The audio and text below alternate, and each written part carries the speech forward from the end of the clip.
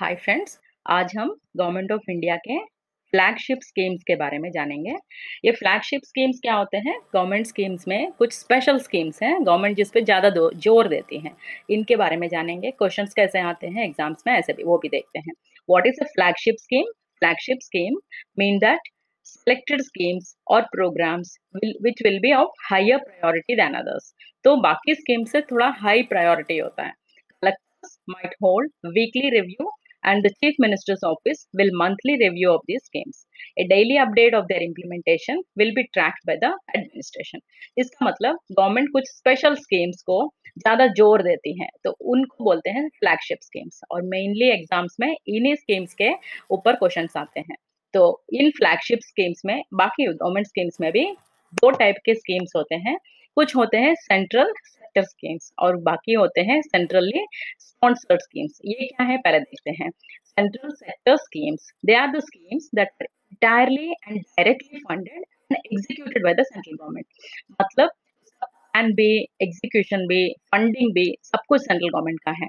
The schemes are formulated by the center based on subjects from the union list। Union list और state list concurrent list होते हैं ना, उसी में सिर्फ यूनियन लिस्ट के में जो सब्जेक्ट्स हैं उसके ऊपर स्कीम्स बनाती हैं और फंड भी करती हैं और एग्जीक्यूशन भी करती हैं।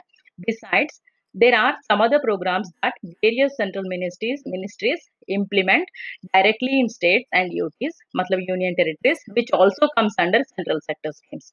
In these schemes, financial resources are not shifted to states। States को नहीं बोला जाता है कि तुम लोग थोड़ा फाइनेंस करो इस स्कीम्स के बारे में, पूरे के पूरे सेंट्रल गवर्नमेंट का ही है।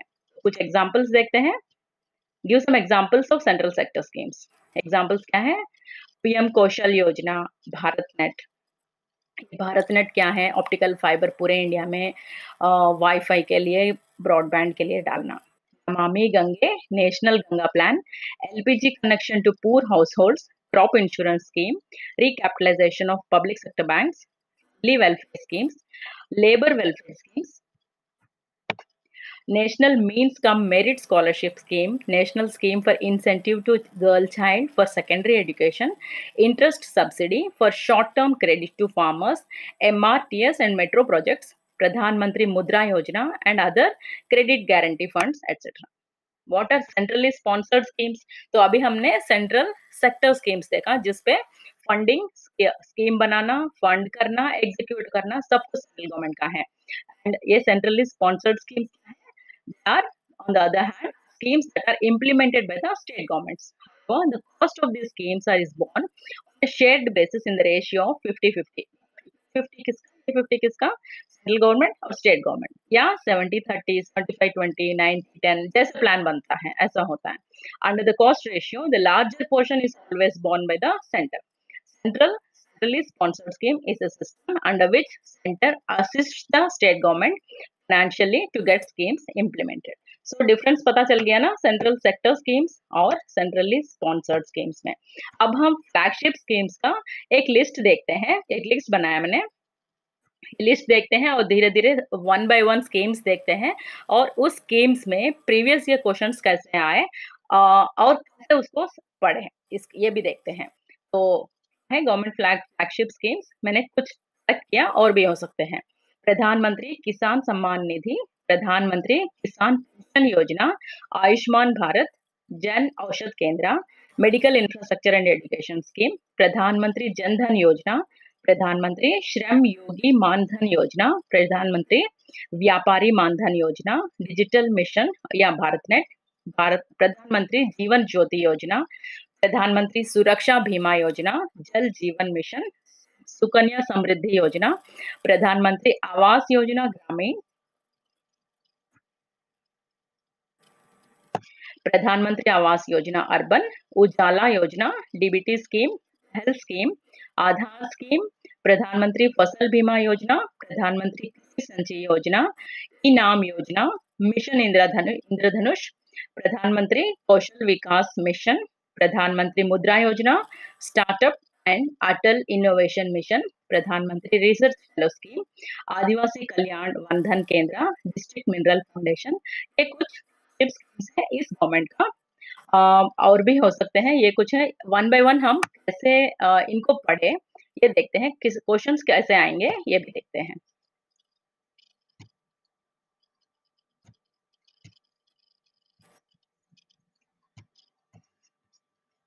तो फर्स्ट वाला किसान सम्मान योजना देखते हैं। उसके लिए एक-एक स्कीम लेके लेके हम एक दिन हम स्पेंड कर सकते हैं, एक दिन में एक स्कीम ऐसे। तो उसके बाद हम खुद ही देखेंगे क्वेश्चंस कैसे आएँगे। उसके बाद क्वेश्चंस खुद बना के, उसके बाद हम प्रीवियस ईयर क्वेश्चंस देखेंगे, उस पर्टिकुलर स्कीम के बारे में कोई क्वेश्चंस आए, नहीं आए और इस तरह से हम एक-एक स्कीम का नोट्स बनाएँगे, तो हमें खुद समझ में आ जाएगा। पीएम किसान स्कीम, ये क्या है? पीएम किसान इसे centrally sector scheme with 100% funding from government of India.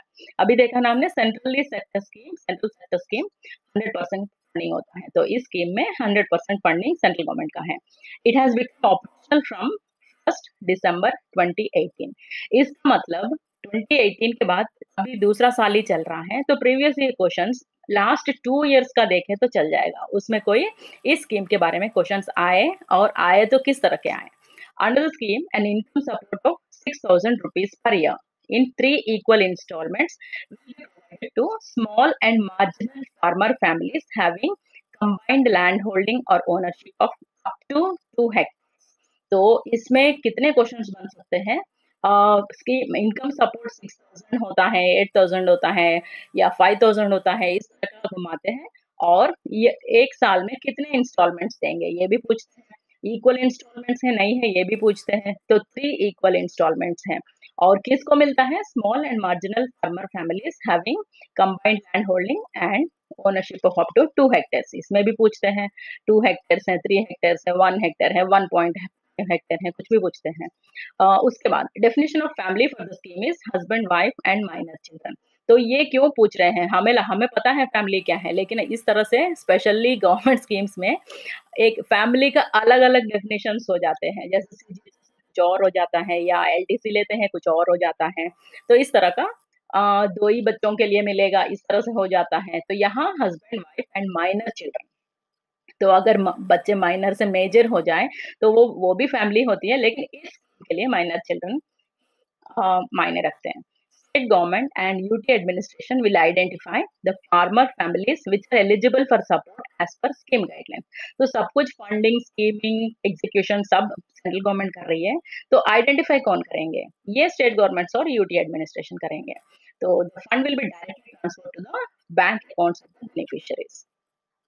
First instalment will be provided in the जब ये शुरू हुई उस टाइम का ये वेबसाइट है गवर्नमेंट का, तो वो बोल रहे हैं कि उसी साल से शुरू हो गया। याद होगा ये वाली स्कीम 2019 के लोकसभा इलेक्शन से पहले शुरू हुआ था। There are various exclusion categories for the scheme. तो कौन-कौन इस स्कीम के तहत नहीं आएँगे? तो ऐसे भी लोग हैं। वो कौन है? Scheme exclusion. The following categories of beneficiaries of higher economic status shall not be eligible for benefit under this scheme. तो सारे के सारे farmers इसमें इंक्लूडेड नहीं है, कुछ लोग एक्सक्लूडेड है। ये कौन है? All institutional land holders. ये कौन होते हैं? Institutional land holders. तो सपोज कोई शुगर की फैक्ट्री है, उनके पास बहुत सारा लैंड है, तो उन लोगों को वो ये नहीं बोल सकते हैं कि हम इस स्कीम में इस 6000 रुपीज पर ईयर वाले स्कीम में हम आएंगे, वो नहीं आ सकते हैं। तो इंस्टीट्यूशनल लैंड होल्डर्स मतलब ऐसे लोग हैं। सेकंड, तो इनको एक्सक्लूजन है, इनको नहीं मिलेगा। Farmer families which belong to one or more of the following categories. किस-किस को नहीं मिलेगा? ऐसे कौन से फार्मर फैमिलीज को नहीं मिलेगा? यहाँ दिया है। Farmer and present holders of constitutional post. Constitutional post कैसे हैं? जैसे सुप्रीम कोर्ट का जज है, अगर उनके पास ये 2 हेक्टेयर, ये बाकी 2 हेक्टेयर से कम होना चाहिए, इस तरह का वो फुलफिल कर रहे हैं, फिर भी अगर सपोज कॉन्स्टिट्यूशनल पोस्ट होल्ड कर रहे हैं, पीएम है, कुछ है, प्रेसिडेंट है या सीएजी हैं, ऐसे कोई भी कॉन्स्टिट्यूशनल पोस्ट होल्ड कर रहे हैं, तो चीफ इलेक्शन कमिश्नर्स हैं।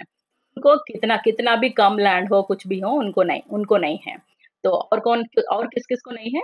Farmer and present ministers, state ministers and former or present members of Lok Sabha, Rajya Sabha, MPs हैं, अगर उनको कम-कम बोलेंगे मेरे पास भी 2 हेक्टेयर से कम है लैंड, तो मुझे भी मिलना चाहिए, तो उन सबको नहीं मिलेगा। राज्यसभा मेंबर्स हैं, स्टेट लेजिस्लेटिव एमएलएस हैं, स्टेट लेजिस्लेटिव कौन एमएलसीज़ हैं, farmer and present Myers of municipal corporations, farmer and present chairpersons of district panchayats. इन सबको भी नहीं है। ये लोग नहीं बोल सकते कि हमारे पास बहुत कम लैंड है तो हम इसमें आ जाएँगे। तो उस और किसको नहीं है? ऑल सर्विंग और retired officers and employees of central government, state government, ministries, officers, departments and it's fail units, central or state PSCs, public sector enterprises, and autonomous institutions under government as well as regular employees of bodies, excluding multitasking staff, class 4 and group D employees. ये कौन होते हैं? ये peons हैं। कोई भी central government state government भी peon level के जो लोग हैं वो इस स्कीम के तहत ये बेनिफिट ले सकते हैं, बाकी किसी को नहीं है। और किसको नहीं है? ऑल सुपर एन्युएटेड मतलब retired, all superannuated retired pensioners. Superannuation और रिटायरमेंट में क्या डिफरेंस है? सुपर एन्युएटेड मतलब 60 इयर्स पूरा कंप्लीट होने के बाद, या स्टेट गवर्नमेंट में अगर 58 में रिटायरमेंट है तो वो पूरा सर्विस खत्म करने के बाद रिटायर होने वालों को सुपर एन्युएशन बोलते हैं। या नॉर्मल रिटायर्ड कौन होता है? कोई वॉलंटरी ले सकते हैं या कंपलसरी रिटायरमेंट मिल सकता है, और कोई भी रीजन रिटायरमेंट और कोई रीजन से मतलब 60 ईयर कंप्लीट होने के पहले रिटायर हो जाते हैं तो उनको बोलते हैं रिटायर्ड। डिफरेंस पता चल गया ना सुपर एन्युएशन और रिटायर्ड में। All superannuated retired pensioners whose monthly pension is rupees 10,000 or more. यहाँ पे excluding multitasking staff, class 4, group D, ये सब एक ही है, प्यून लेवल के हैं ऑफ एबो कैटेगरी। रिटायर्ड पीपल में अगर पैसे ज्यादा भी मिल रहा है लेकिन वो इस पोस्ट से प्यून लेवल के पोस्ट में रिटायर हो गए तो वो इस स्कीम में बेनिफिट ले सकते हैं। और किस-किस को नहीं मिलता है? All persons who paid income tax in last assessment year. Income tax holders को ये नहीं है।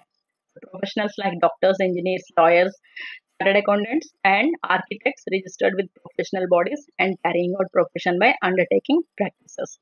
ताकि प्रोफेशनल्स को भी इस वाले पीएम किसान के स्कीम में कोई हेल्प नहीं है।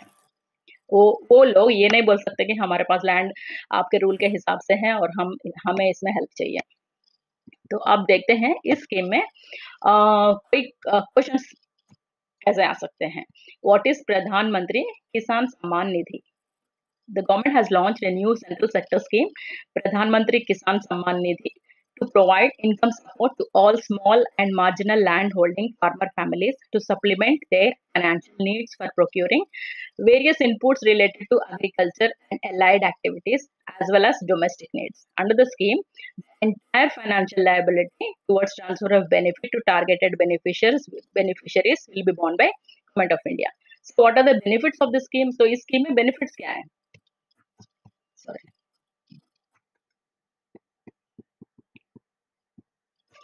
Under the scheme, landholder families with total cultivable holding up to 2 hectares shall be provided a benefit of 6,000 rupees per annum per year per family, payable in 3 equal installments every 4 months. The scheme takes effect from 1st December 2018. The first installment to eligible beneficiaries during this financial year shall be for the period पर ये first quarter का है। Who is eligible to get benefits under the scheme? So हमने कौन कौन excluded है देखा है और कौन कौन इंक्लूडेड है ये भी अभी थोड़ी देर पहले देखा। तो एक्सक्लूजन वाला भी क्वेश्चन है, ये किस किस को एक्सक्लूडेड है। How many times the benefit will be given? The benefit will be provided in 3 equal installments of 2,000 rupees each for every 4 months period into the bank account of all eligible beneficiaries. So, Baki, whether an employee of central government is eligible? No. Will any individual or farmer family owning more than 2 hectares of cultivable land get any benefit under the scheme? No. What will happen if the beneficiary gives incorrect declaration for the implementation of the scheme? कोई गलत declaration किए तो क्या होगा? In case of incorrect declarations, the beneficiary shall be liable for recovery of all transferred financial benefit and other penal actions as per law. Action government ले सकती है, जो पैसे दिया वो भी वापस ले सकती है. What is the cutoff date for determination of eligibility of beneficiaries under the scheme? The cutoff date is 1st February 2019.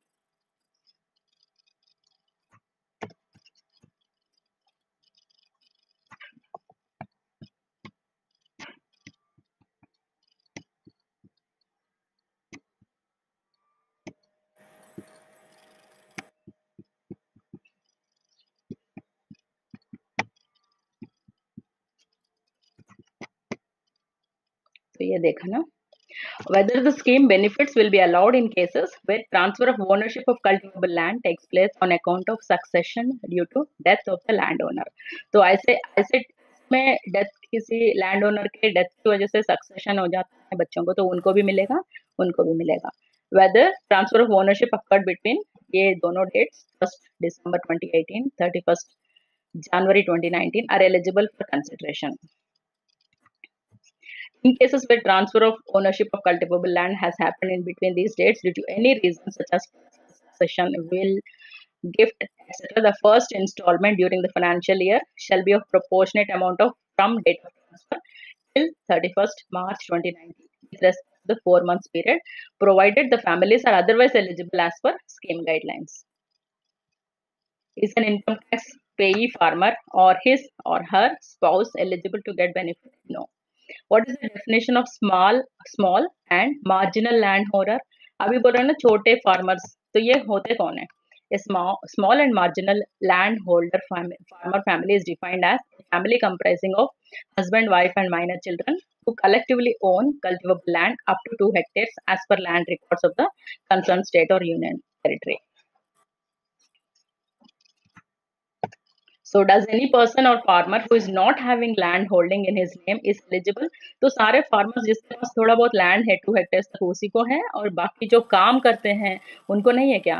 हाँ, उनको नहीं है. No, land holding is the sole criteria. वो एक ही criteria है कि 2 hectares तक land होना चाहिए. Avail financial benefit under income support scheme. How are the beneficiaries under the scheme will be identified and shortlisted? ये हमने पहले देखा, ये states और union territories identify करेंगे. What is the mandatory information required to be submitted on PM Kisan portal for the transfer of benefits?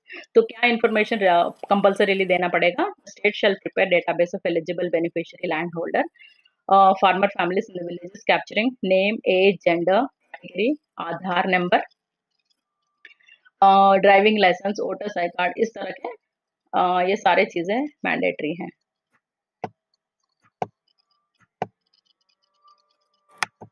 In case of beneficiaries in states of Assam, Meghalaya, J&K, where Aadhaar number has not been issued to most of the citizens, Aadhaar number shall be collected for those beneficiaries where it is available, and for others, alternate prescribed documents जैसे driving license वगैरह उनसे verify करेंगे.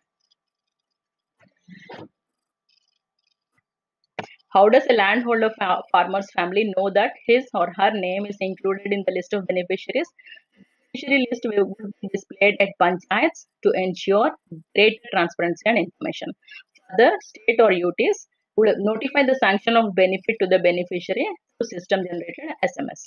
What is the remedy available for eligible beneficiary if his name is not included in the list of beneficiaries? अगर नहीं है और eligible है, list में नहीं है तो क्या करेंगे? As such, farmer families whose names are not included in the list of beneficiaries can approach the district level grievance redressal monitoring committee in their districts for inclusion of their names.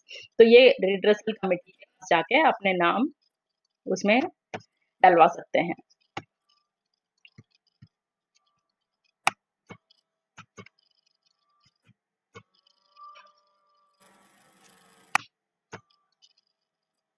In case of land holding of 2 hectare in different parcels owned by family members are spread across different revenue records in the same or different villages, whether they will be eligible, so they will be pooled together and maximum benefit will only be provided. So, वो भी होगा, लेकिन पूरा देख के अलग अलग पैसे नहीं देंगे, तो एक ही अमाउंट देंगे.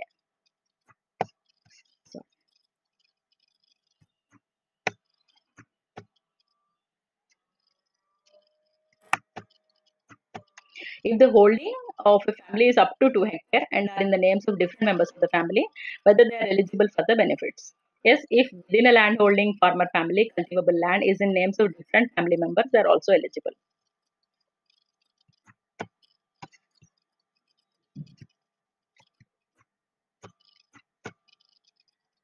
Will monetary benefit under the scheme be directly credited into the beneficiary accounts? हाँ, directly bank accounts में चला जाएगा. Whether it is compulsory for beneficiaries to give their bank account details? हाँ, देना ही पड़ेगा क्योंकि बैंक अकाउंट में ही आना है. ठीक है, ये कुछ क्वेश्चंस हैं. Whether giving Aadhaar details are mandatory? Yes. Can state UTs provide certified list of beneficiaries? तो certified list हम साइट में होता है. तो बेनिफिशियरीज का लिस्ट भी देखते हैं हम साइट में जाके। देखिए बेनिफिशियरी लिस्ट है, सॉरी इसमें आ जाएगा। उसके बाद ये प्रीवियस ईयर क्वेश्चंस देखते हैं, कुछ क्वेश्चंस आए हैं क्या। तो ये अभी अक्टूबर में ही हुआ, सिविल्स के प्रीलिम्स का एग्जाम है। इसमें मैंने चेक किया इसके रिलेटेड कोई क्वेश्चंस आया क्या। तो 66 क्वेश्चन मुझे दिख गया।